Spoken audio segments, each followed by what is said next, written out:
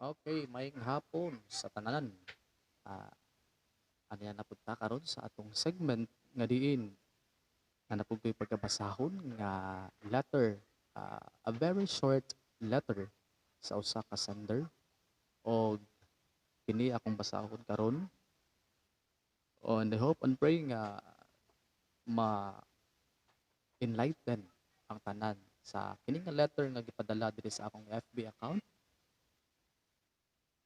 og atong pagkasugdan ang tanan.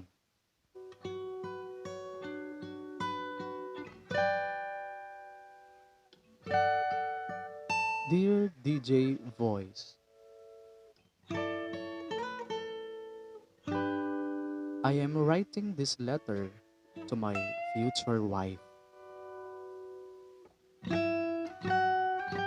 I know it seems that I am not coming, but please don't give up on me. The truth is, I am searching for her now, and I will find her. Before the world began, God already knew that she would be mine, and now the season is much closer than she thinks. In time, we will become a reality in spirit, soul, and body.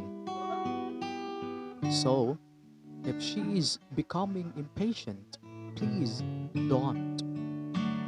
However, until I come, please keep pursuing your dreams.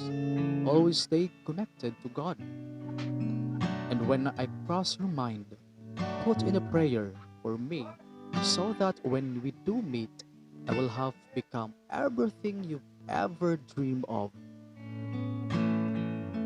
Searching for you, my good thing and the favor you will bring. Love, your provider, covering, protector, companion, and best friend. Your future husband.